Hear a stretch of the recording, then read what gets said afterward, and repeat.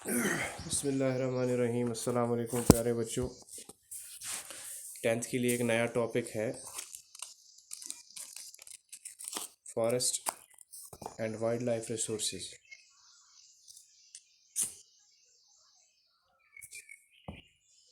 पिछला जो हमारा टॉपिक था वो था रिसोर्स एंड डेवलपमेंट, उसके बारे में हमने पढ़ा। आज हम एक दूसरा चैप्टर स्टार्ट कर रहे हैं, that is forest and wild life resources. Forest और वाइल्ड लाइफ रिसोर्सेज तो आप समझ ही गए होंगे। फॉरेस्ट जंगलात और जंगलों के अंदर जो वाइल्ड लाइफ है, जो जंगल में रहने वाले जीव जाति हैं, वो रिसोर्सेज। तो इसमें we share this planet with millions of other living beings. Planet earth जो है ये सिर्फ इंसान ह्यूमन बींग्स के लिए नहीं है, बल्कि ये planet millions and millions of living beings के लिए है। और भी जीव जाति इस धरती पे मौजूद हैं जो इस प्लेनेट को इस्तेमाल करते हैं, यानी जो इस ज़मीन पर रहते हैं। तो हम स्टार्ट करते हैं, starting from micro organism and bacteria. Micro organism और बैक्टीरिया से अगर हम स्टार्ट करें, वहाँ से लेकर लीचेंस टू बनियान ट्री, तो बनियान ट्री तक, elephants and blue whales, elephants जो हैं और ब्लू व्हेल्स जो हैं उन तक। This entire habitat that we live in has immense biodiversity. We humans, along with all living organisms, form a complex web of ecological system in which we are only a part and very much dependent on this system for our own existence. चाहे इंसान हैं, चाहे बाकी living organisms हैं, मिलकर हम एक complex ecological web बनाते हैं, जिस वेब का हम एक हिस्सा हैं और हम इन पर डिपेंड करते हैं अपनी एग्जिस्टेंस के लिए, यानी अपनी मौजूदगी के लिए। अगर ये सब नहीं होंगे तो निज़ाम बिगड़ जाएगा और इंसान की ज़िंदगी भी इस प्लेनेट पर मुमकिन नहीं है। जैसे मैं एक एग्जांपल दूंगा, the plants and animals and micro organisms recreate the quality of air we breathe. जो हवा हमें चाहिए वो प्लांट्स, एनिमल्स और माइक्रो ऑर्गेनिजम्स जो है उसे दोबारा से बनाते हैं, दोबारा क्रिएट करते हैं उसकी क्वालिटी, और फिर वो एयर जो है हम ब्रीथ करते हैं। एक सिंपल सी एग्जांपल है, वो ये है कि हम ऑक्सीजन लेते हैं और वापस कार्बन डाइऑक्साइड छोड़ते हैं, और ये ऑक्सीजन हमें कहाँ से मिलता है? यह हमें प्लांट्स से मिलता है।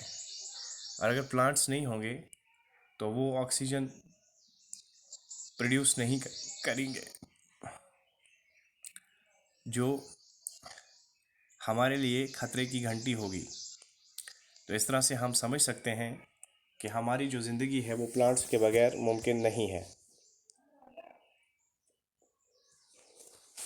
ऑन द अदर साइड अगर देखें, हम लोग कार्बन डाइऑक्साइड एक्सक्रीट करते हैं और वो कार्बन डाइऑक्साइड जो है वो प्लांट्स के काम आती है। तो इसका मतलब ये है कि हम दोनों मिलकर एक वेब बनाते हैं जिससे हमारा इकोलॉजिकल बैलेंस जो है वो मेंटेन रहता है।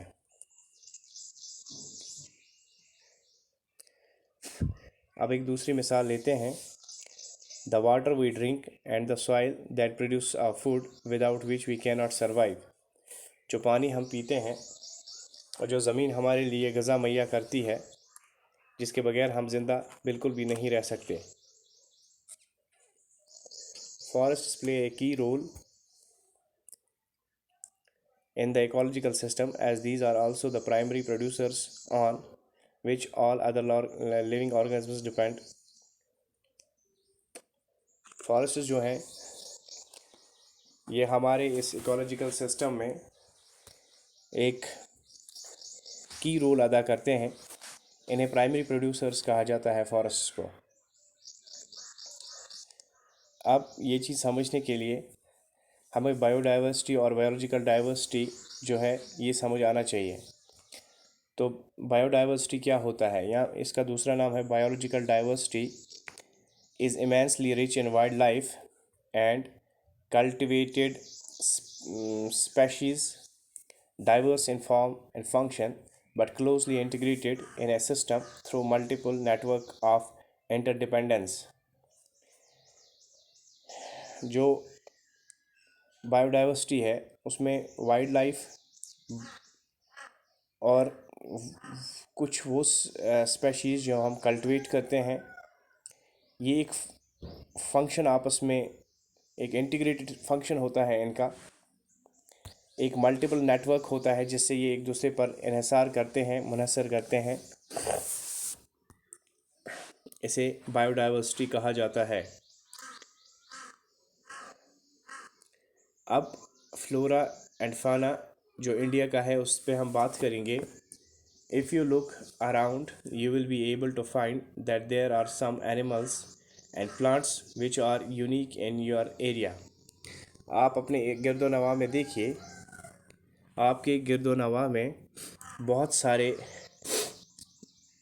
मवेशी, आई मीन एनिमल्स, जानवर और प्लांट्स वैरायटी के आप पाएंगे जो बहुत यूनिक होंगे।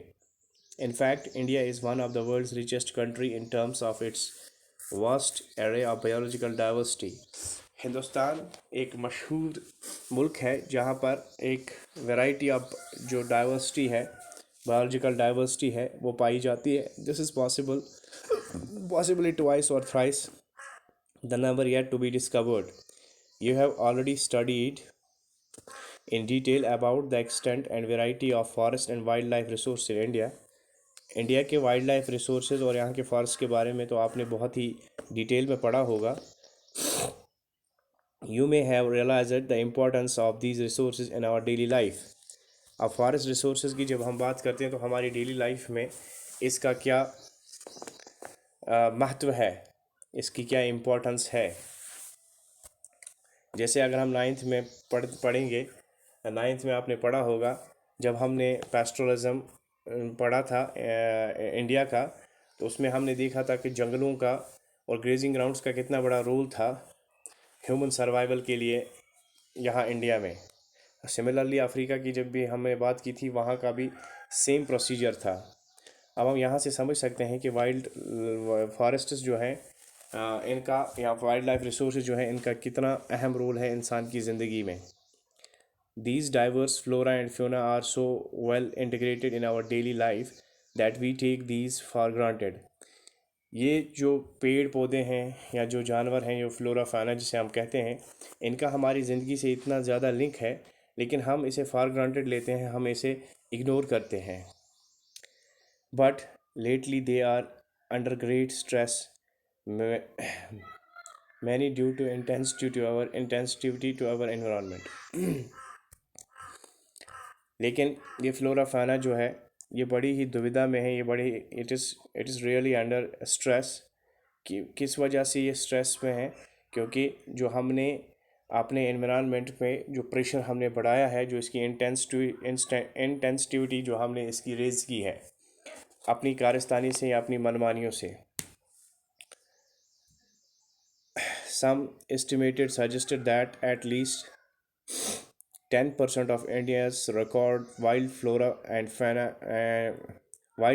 20% of its mammals are on the threatened list। 10% जो हमारा फ्लोरा है और 20% हमारे मैमल जो हैं वो इस वक्त थ्रेट में हैं, वो इस वक्त डर में हैं, ये ख़त्म होने वाले हैं। Many of these would now be categorised at critical. बहुत सारे जो इनमें हैं जिसे क्रिटिकल कैटेगरी में डाला गया है, यानी ये बिल्कुल ख़त्म होने की कगार पे हैं। This is on the verge of extension like the चीता। ये भी अब ख़त्म होने की कगार पे है, जिस तरह से यहाँ पर चीता जो है वो ख़त्म हो चुका है। पिंक हेडेड डक, माउंटेन कोयल, forest spotted owlet and plants like madacha, a wild variety of mahu and Hebradia heptatenora, a species of grass. In fact, no one can say how many species may have already been lost. ये सारे जो है ये इस वक्त ख़त्म होने की कगार पे है और हमें आज भी नहीं पता कि कितने सारी जो जीव जातियाँ हैं, जो फ्लोरा फाना है, जो बिल्कुल ऑलरेडी ख़त्म हो चुकी हैं. Today we only talk of the large and more visible animals and plants that have become extinct, but what about smaller animals like insects and plants? हमने उन प्लांट्स और एनिमल्स की बात की जो लार्ज हैं, जो हमें जिनको हम जानते थे, लेकिन क्या उन कीड़े मकोड़ों और छोटे छोटे प्लांट्स के बारे में हमें पता है जिन्हें हमने अभी तक देखा नहीं है, या वो जो हमारे देखने से पहले ही ख़त्म हो चुके हैं? Let us now understand the different categories of existing plants and animal species based on the International Union of Conservation of Nature and Natural Resources IUCN. अब हम IUCN के अंडर जो प्लांट्स एनिमल्स स्पेशीज़ आते हैं उनके बारे में पढ़ेंगे. We can classify as follows. उनको हम किस तरह से क्लासीफाई करेंगे? सबसे पहले हम नॉर्मल स्पेशीज़ की बात करेंगे. ये वो पॉपुलेशन लेवल है that are considered to be normal for their survival. ये उनके सर्वाइवल के लिए नॉर्मल करार दिया गया है. इन नॉर्मल स्पेशीज़ में कौन आते हैं? हमारे मवेशी कैटल्स आते हैं, साल आता है, पाइन ट्रीज़, रोडेंट्स वगैरह वगैरह. इन्हें नॉर्मल स्पेशीज़ कहा जाता है. Endangered species कौन है? Endangered, these species which are in danger of extinction. The survival of such species is difficult if the negative factor that have led to a decline in their population continues to operate. The example of such species are black buck, crocodile, Indian wild ass, Indian rhino, lion-tailed maca, सेंगल, brow, antlered deer in Manipur etcetera. ये वो species हैं जो endangered हैं, यानी जो ख़त्म होने की कगार पे हैं. चंद ही कुछ इनमें से बचे हुए हैं. इन्हें बचाना हमारे लिए फ़र्ज़ है. तो vulnerable species, these species whose population has declined to levels from where it is like to move into the endangered category in near future if the native factor continues to operate. The example of such species are blue sheep, Asiatic elephant, Gangetic dolphin.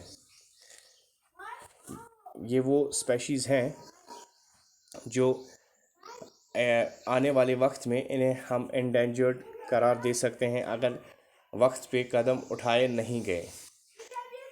Rare species हैं. Species with small population may move into the endangered or vulnerable category if the negative factor affecting them continue to operate. ये वो species हैं जो rare हैं, जो इन्हें अगर बचाया नहीं गया तो ये शायद endangered और vulnerable कैटेगरी में भी जा सकते हैं. इनमें जो एग्जांपल्स हैं वो है Himalayan brown bear, wild Asiatic buffalo, desert fox and hornbill. ये जो जानवर हैं इन्हें हम रेयर स्पेशीज़ कहते हैं. फिर एंडेमिक स्पेशीज़ हैं. ये वो स्पेशीज़ हैं जो पर्टिकुलर एरियाज़ में पाए जाते हैं, यूजुअली आइसोलेटेड बाय नेचर और जियोग्राफिकल बैरियर्स. ये जियोग्राफिकल बैरियर से या नेचुरल या जियोग्राफिकल बैरियर से बिल्कुल अलग होते हैं. ये वो स्पेशीज़ हैं जिन्हें हम एंडेमिक स्पेशीज़ कहते हैं. इसमें एंडोमार टेल आता है, निकोबार पिजन आता है, या एंडोमन वाइल्ड पिग आता है, मिथुन आता है अरुणाचल प्रदेश का. ये वो जानवर हैं. एक्सटिंक्ट स्पेशीज़ वो होते हैं जो बिल्कुल ख़त्म हो चुके हैं. These species which are not found after search of known और likely areas where they may occur. जहाँ पर ये जानवर पाए जाते थे, जब बहुत सर्च की गई तो ये वहाँ पर नहीं पाए गए, इसलिए इन्हें एक्सटिंक्ट कैटेगरी में डाला गया है. स्पेशी में be extinct from the local area, region, country, continent और द एंटायर अर्थ. या तो ये किसी एरिया में जहाँ रहते थे वहाँ नहीं पाए जाते, या किसी मुल्क में नहीं पाए जाते, या पूरी दुनिया में जब इन्हें ढूंढा जाता है ये वहाँ पर नहीं पाए जाते. इसकी जो एग्जांपल है वो है Asiatic cheetah, pink head duck. ये जो है ये एक्सटिंक्ट हैं. तो अब यहाँ पर हमने बात की एशियाटिक चीता की, तो एशियाटिक चीता कहाँ गए? The world's fastest land mammal, the cheetah is a unique and specialized member of the cat family and can move at a speed of 112 kilometers per hour. The cheetah is often mistaken for a leopard. चीता और leopard में हमेशा से गलती होती है, हम दोनों को सेम समझते हैं। चीता जो है दुनिया का सबसे तेज़ मैमल एनिमल है। इसकी जो रफ्तार है वो 112 किलोमीटर प्रति घंटे की होती है। Its distinguished marks are the long teardrop shaped lines on each side of the nose, from the corner of its eyes to its mouth. चीते और लेपर्ड में ये फ़र्क है। चीते की जो होती है उसकी आँखों पर एक निशान होता है आँखों के साइड पे, जो एक टीयर ड्रॉप जैसा लगता है, जो आ, जो उसकी नोज़ से लेकर उसके आई कॉर्नर से, सॉरी, उसके आई कॉर्नर से लेकर उसकी नोज़ तक होता है। Prior to the 20th century, cheetahs were widely disturbed through Africa and Asia. Today, the Asian cheetah is nearly extinct due to a decline of available habitat and prey. आज ये जो हैं, ये चीते जो हैं, ये एक्सटिंक्ट होने की कगार पर है, क्योंकि इन्हें वो हैबिटेट और वो एनवायरनमेंट आज नहीं मिल रहा है जिसमें वो सरवाइव करते थे। The species was declared extent in India long back in 1952। इन्हें इंडिया में एक्सटिंक्ट 1952 में करार दिया गया था।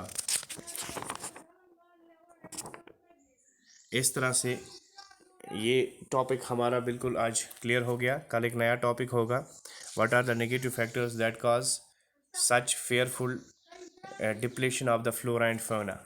ये हमारा कल का नया टॉपिक होगा।